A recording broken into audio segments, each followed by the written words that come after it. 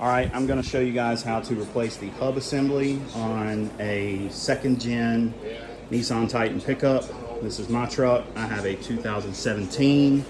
It's got a 3-inch lift kit on it, and I've got a hub assembly that has gone out. Now, I just changed this one for the first time on the passenger front. That hub assembly was replaced with an OEM hub assembly, and this was about 10 days ago. Typically when you change one, it's usually best to go ahead and change them both. Lo and behold, my driver's side one is no good for the second time since I've owned the truck, and I do want to share a little something with you about that. So I actually purchased this one for the driver's side from O'Reilly. It is a Master Pro bearing and hub, and I think it was a little bit less expensive back when I bought it. This has been about a year ago. $300 for that hub. This thing is a piece of shit. I do not recommend buying anything for a hub assembly other than OEM. I installed this thing, like I said, about a year ago. This hub assembly has gone out in about 40,000 miles. It is a piece of junk. I would not recommend it. I know there's a hard time getting these things. There seems to be a back order on these hub assemblies, but if you never heard of Z1 Motorsports, you need to hear of them. I ordered a new OEM hub assembly from Z1. It's actually cheaper than O'Reilly. It's $262.45 there, as you can see. And this is the OEM 2016 Nissan Titan. I've got it listed as the XD. Give me 2 seconds. That's not the one that I ordered. See, they have one right here that's the value brand by Nissan for $186. This is the one right here that I ordered. So I apologize. It's significantly cheaper than the O'Reilly junk. This one is $228. I apologize. And this is how it comes packed. I mean, this is an OEM. It's even got, you can kind of see the whatever faded out label there, but this is a Nissan OEM hub assembly. And this is how it comes. Just in a box with some protective paper, and there she blows. So we're gonna put this thing on today. I'm gonna run through what you're gonna need to do this job. You're going to need 17 millimeter and 18 millimeter right here sockets for your brake caliper set. You're gonna have to pull the brake caliper off the rotor.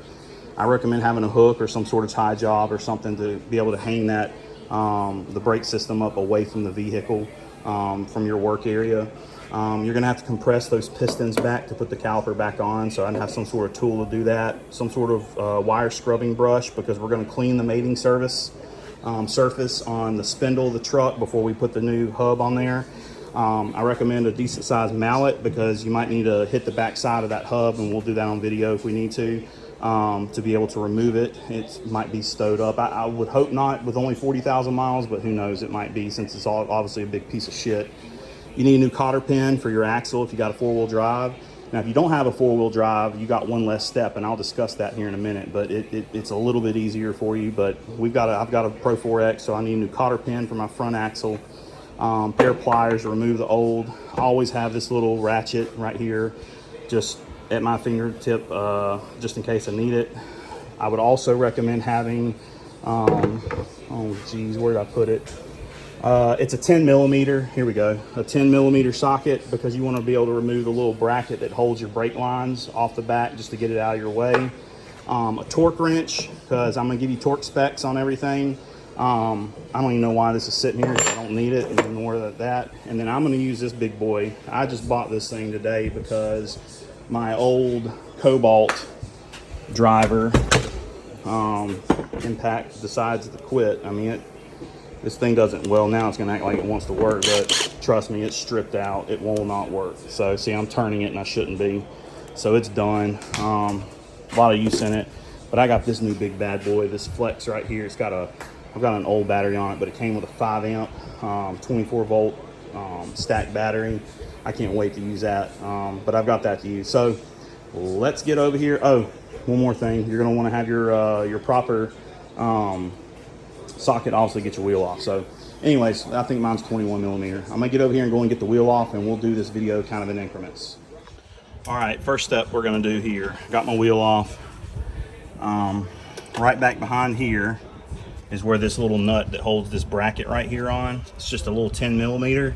We're going to remove that and get this line out of the way, and then we're going to go to the brake calipers right here. Okay, what we're going to do with these brake calipers are, first off, we're going to use our 17 millimeter right here. I'm sorry, 17 millimeter right here to remove this bolt and this one down here, and that way we can pull this part out.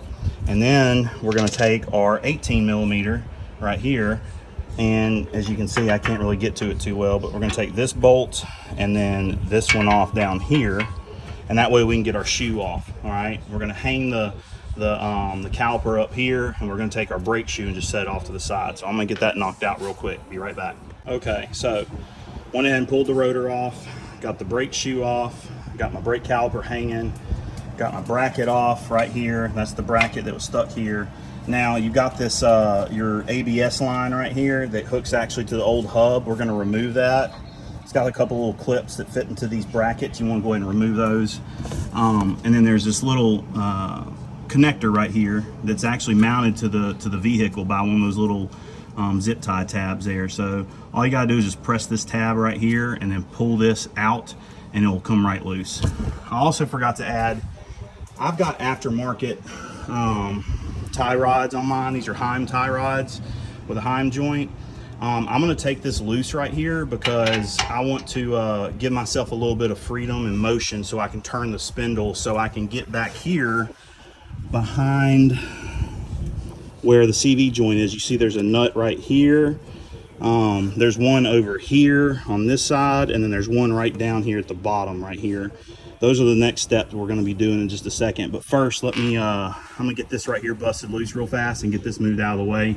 And then we'll be right back online here. This right here on mine is a 19 millimeter, is the nut that's used here. I think that's the same exact size that is used on just a normal ball joint tie rod end. But just check to make sure, but I'm pretty sure it's a 19 millimeter. It's the same as what I'm about to use right now. So be right back. Okay. Got my tie rod end link tied off just the side, got it removed, got my little clip unplugged here.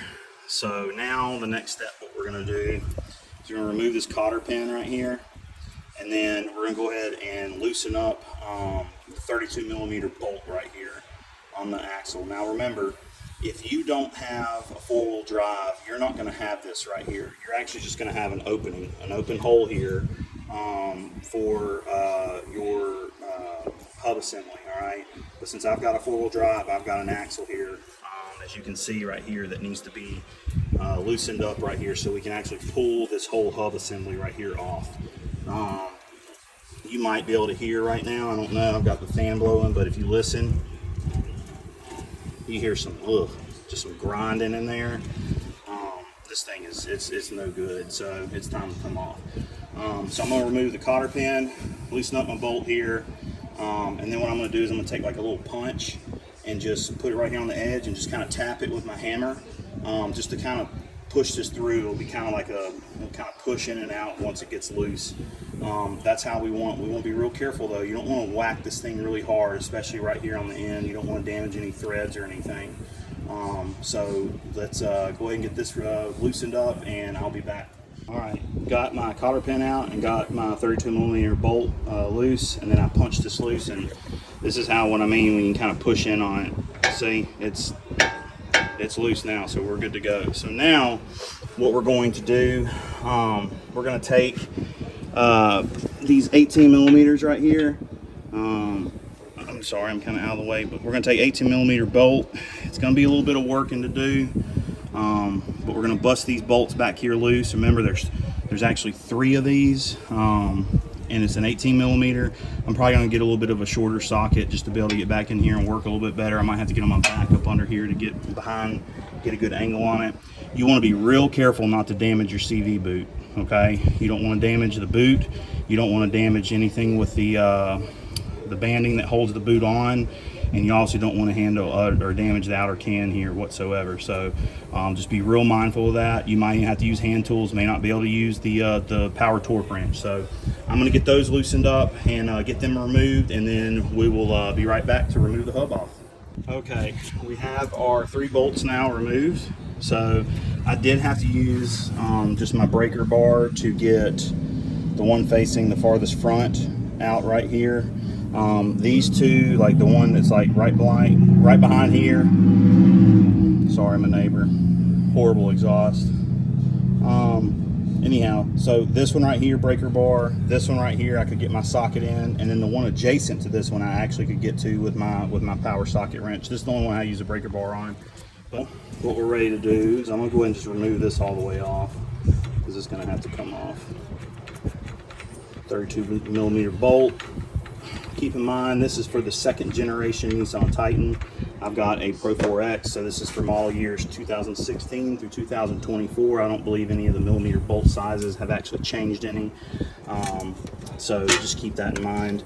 Very similar process for the first gens, but this is just simply for the second generation truck. So now what we got to do is we've got to break this off right here. This thing's a little bit, as you can see, it's a little bit seized up. So what I'm going to do, I'm going to take my hammer and I'm just going to hit it in a few different spots, hopefully to knock it loose in there. You'll see some guys get on the back side of their spindle right here hitting it. I personally don't like doing that. Still loose there. I don't like doing that. Not good for it. You can actually damage it. So let's see if we got any separation here. Not yet. You can also get like an air hammer and go at it right here. You just want to be careful again not to damage this. Obviously we're not worried about the ABS cord here, but let's keep on.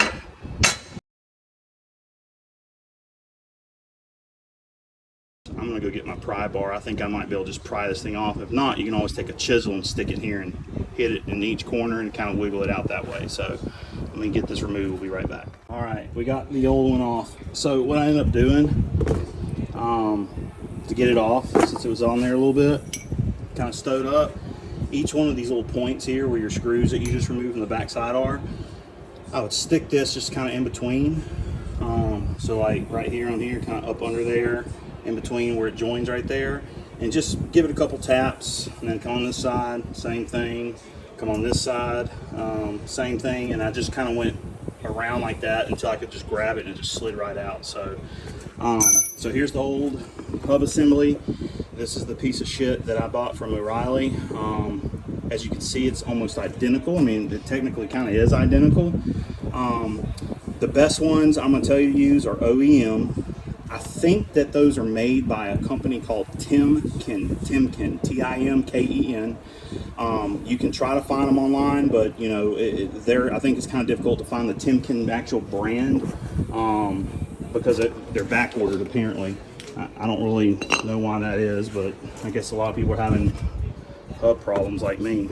But here's my new one. So first thing we're gonna do here, set it there, is I'm going to get out here, I'm going to scrub and clean this right here real good, get all this rust off and these mating surfaces cleaned up real well, and I'm going to clean off the spline shaft right here really good so we got a good connection and there's nothing in the middle to mess this one up. So I'm going to get that cleaned up and we'll be right back. Okay guys, so I've got my mating surfaces all cleaned up here. I just took one of these little wire brushes on one of my drills here and just went around and cleaned out as best as I could. I'm going to spray it out here in just a second with a little bit of brake dust cleaner and then let it clean out really well. Go ahead and put the new hub on. Now make sure that when you do this part, when you do your orientation of your hub and you slide it on, make sure, as you can see right there, the ABS cord, you want to make sure that the cord is right here. That's what this little groove is for, and this little clip to lay your cord in there so you can run it back up and connect it back up to the connector right there. As you can see, my finger keeps throwing it out of focus. So make sure you do that when you slide your hub on. Obviously, you know, it can be a little bit of work with these splines here. Do not oil or grease this spline. Do not oil or grease this. It's not recommended by the manufacturer. I don't ever do that. Well, I say I don't ever do that. I've done this twice now. I don't put it on there.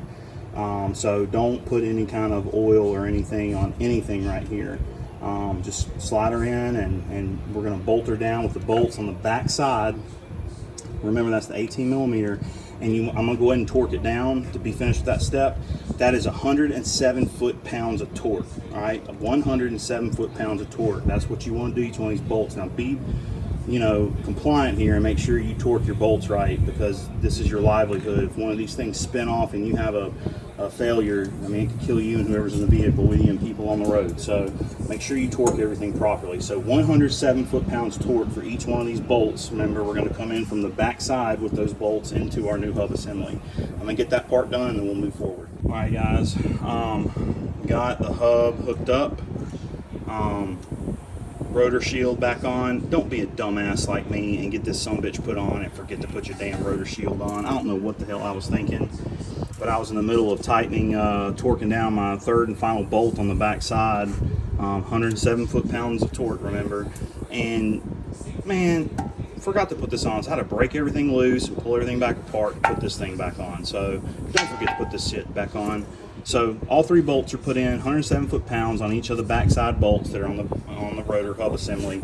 And then your 32 millimeter, get that back on there. That's actually 137 foot-pounds, all right? 137 foot-pounds that you want to have. I'm sorry, 135, not 137. I'm just sitting here thinking 107. 135 foot-pounds of torque, 107 on each of your hub assembly mounting bolts. I rubbed a little bit of ceramic brake grease on here, so when I put my rotor back on over there, put it on here, it just kind of makes it mate a little bit better.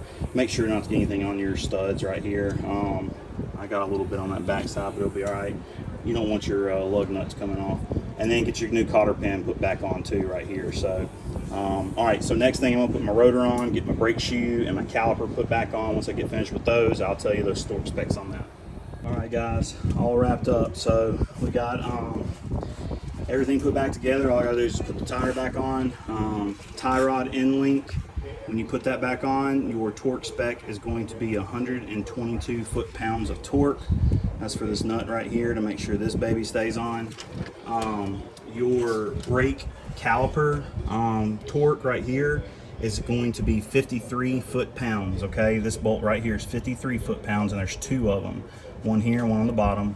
Then your actual brake shoe mount right here, that torque is going to be 155 foot-pounds of torque, all right? So make sure that you do both of those. There's two of those, all right? Your three mounting bolts on the back for your actual hub assembly that we just redid, those three mounting bolts right there are going to be 107 foot-pounds of torque.